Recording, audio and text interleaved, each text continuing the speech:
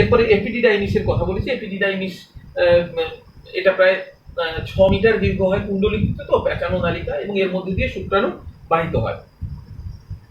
সাময়িকভাবে এর মধ্যে শুক্রাণু অবস্থানও করে এপিডিডাইমিসের মধ্যে, এবং এখানে শুক্রাণু পুষ্টি লাভ করে, কিছুদিন অবস্থান করে। তারপর শুক্রনালীর কথা বলেছি বা ভাস ডিফারেন্স। এই শুক্রনালীর মধ্যে দিয়ে গিয়ে শুক্রাণু বাহিত হয় এবং শেষে এই যে ইউরেথ্রা বা মূত্রনালী, এই ইউরেথ্রাতে গিয়ে মুক্ত হয়েছে। এরপর সেমিনাল ভেসিকেল। এই সেমিনাল ভেসিকেলের কথাতে আসবে। শুক্রথলি বা সেমিনাল ভেসিকেল। শুক্রথলি বা সেমিনাল ভেসিকেল হলো এক জোড়া গ্রন্থি, যা থেকে যে রস খরিত হয় সেটি প্রায় 60% যে সিমেন বা শুক্র রস উৎপন্ন হয় মানুষের, তার 60% শেয়ার করে এই সেমিনাল ভেসিকেল থেকে নিঃসৃত তরল। এবার সেমিনাল ভেসিকেলে মূল দুটো উপাদানের কথা আমি বলি। একটা হলো ফ্রুক্টোজ এবং আরেকটা হলো প্রোস্টাগ্ল্যান্ডিন। ফ্রুক্টোজ শুক্রাণুকে পুষ্টি যোগায়। এখানে যে তরল থাকে তার মধ্যে ফ্রুক্টোজ থাকে। ফ্রুক্টোজ শুক্রাণুকে পুষ্টি যোগায়। আমাদের মানব দেহের আর কোনো কোষ কিন্তু ফ্রুক্টোজ থেকে পুষ্টি গ্রহণ করে না, শুক্রাণুই গ্রহণ করে। প্রসঙ্গত এখানে বলে রাখি যে যখন কোনো নারী ধর্ষিতা হন তখন যে পরীক্ষা করা হয়, ডাক্তারি যে মেডিকেল টেস্ট হয়, যদি মানে রেপড মহিলার যে মেডিকেল টেস্ট হয় সেটা হলো যে তার জরায়ু থেকে তরল সংগ্রহ করা হয় এবং সেখানে দেখা হয় যে ফ্রুক্টোজ উপস্থিত রয়েছে কি নেই। যদি ফ্রুক্টোজের উপস্থিতি প্রমাণিত হয় তাহলে নিশ্চিতভাবে ধর্ষিত, কারণ স্ত্রী দেহে এটা থাকার কথা নয় ফ্রুক্টোজ। তো তাহলে ফ্রুক্টোজ একটা উপাদান। আর প্রোস্টাগ্ল্যান্ডিন এটাও একটা উপাদান। প্রোস্টাগ্ল্যান্ডিন হচ্ছে যে যখন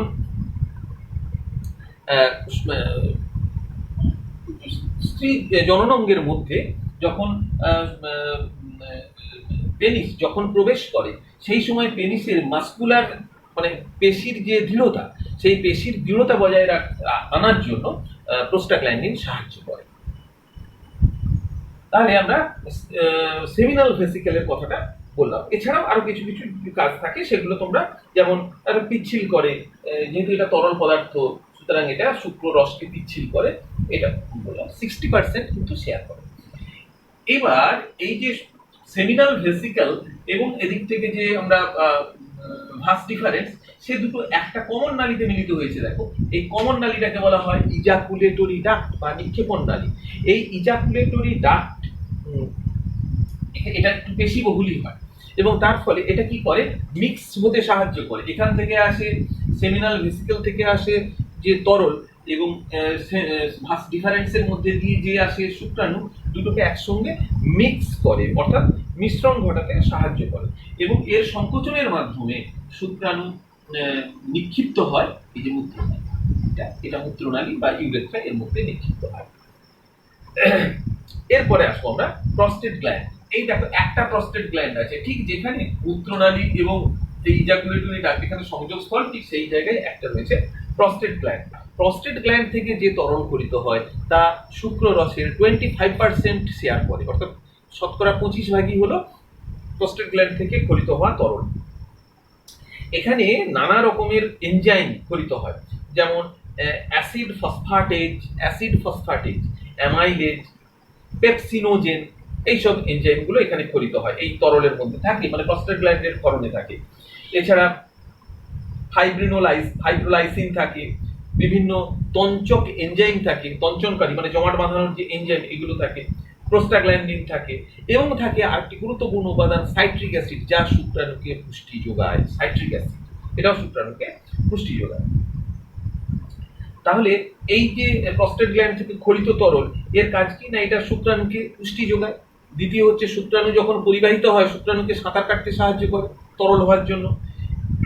এছাড়া আরেকটা উপাদান থাকে যে প্রস্টেট স্পেসিফিক অ্যান্টিজেন, সংক্ষেপে বলে পিএসএ।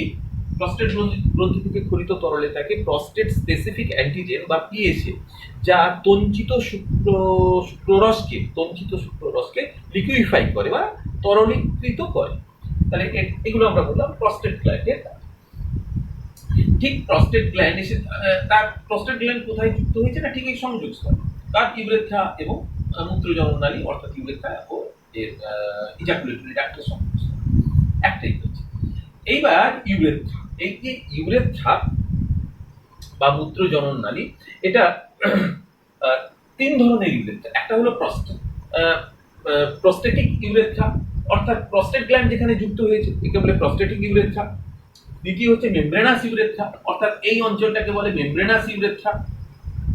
আর এইখান থেকে এইটা মানে পেনিস, এই অঞ্চলটা পেনিস। পেনিস আমি একটু লেভেল করে দিই, এটা পেনিসটা আমি লেভেল করে দিই। এই অঞ্চলটাকে বলা হয় পেনিস।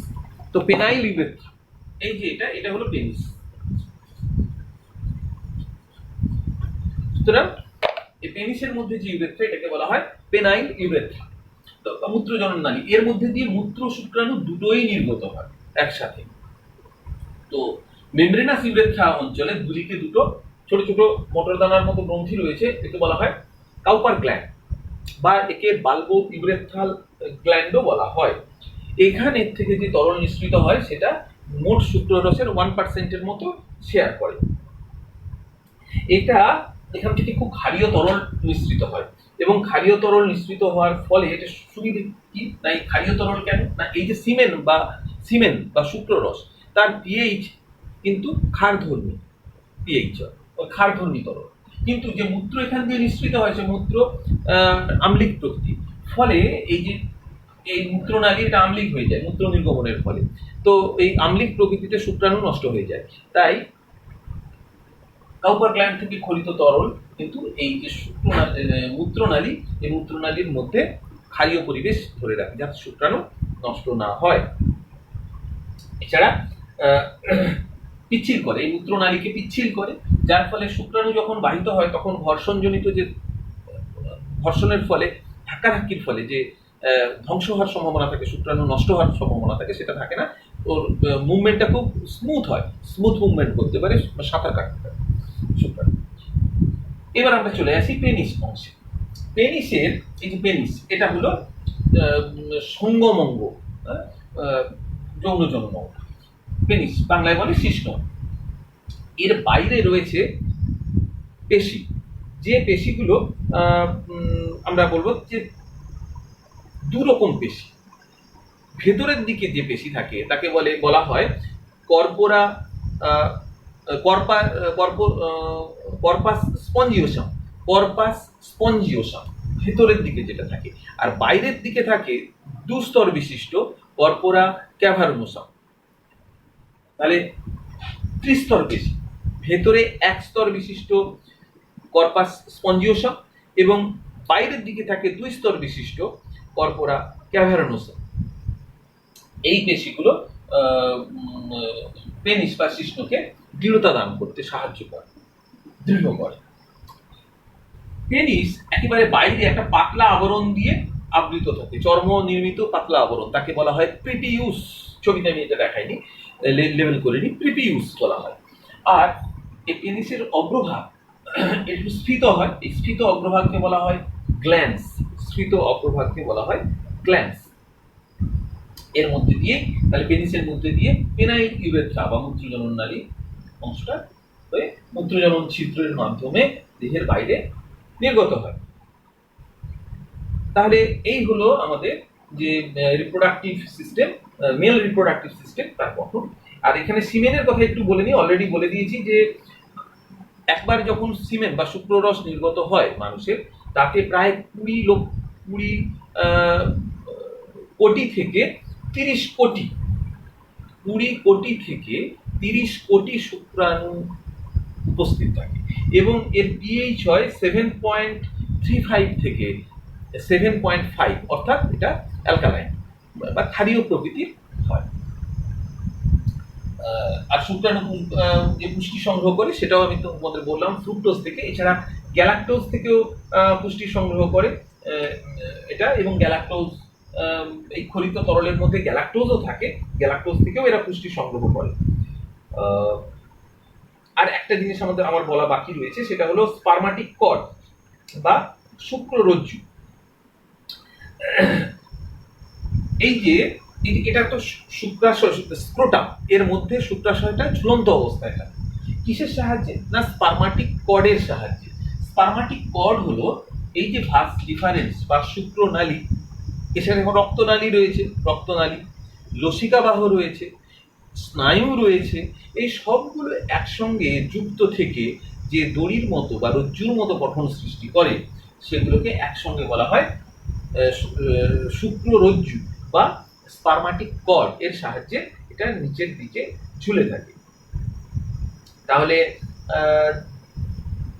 মেল রিপ্রোডাক্টিভ সিস্টেমের সমস্ত অংশগুলো আমি আলোচনা করলাম, এবং সিমেন কি সে ব্যাপারটাও তোমাদের আমি আলোচনা করে দিয়েছি। সিমেনের মধ্যে কি কি থাকে আগেই বলেছি যে আলোচনা করতে গিয়ে। এবং সিমেনের যে কাজ এটা হচ্ছে যে সিমেন তরল হওয়ার কারণে শুক্রাণুগুলো এর মধ্যে দিয়ে পুষ্টি লাভ করে, সাঁতার কাটতে পারে এবং খুব পিচ্ছিল হয়, তার ফলে দীর্ঘ পথ অতিক্রম করতে হয়। সেই জন্য দীর্ঘ পথ মানে অনেকটা উৎপত্তি স্থল থেকে যখন স্ত্রী জননতন্ত্রে পৌঁছবে ডিম্বাশয়ে কি বলে ডিম্বাণুর কাছে, সেটা অনেকটাই পথ। ফলে সেই পর্যন্ত শুক্রাণুগুলোকে জীবিত থাকতে গেলে পরে এবং তাকে সচল থাকতে গেলে পরে যথেষ্ট পরিমাণে তার পুষ্টি দরকার, তার সক্রিয়তা দরকার, যে কারণে ফ্রুক্টোজ থেকে এবং যখন স্ত্রী জননতন্ত্রের মধ্যে প্রবাহিত হয় তখন গ্যালাক্টোজ থেকে পুষ্টি নেয় শুক্রাণু। আশা করি তোমরা এটা বুঝতে পেরেছো।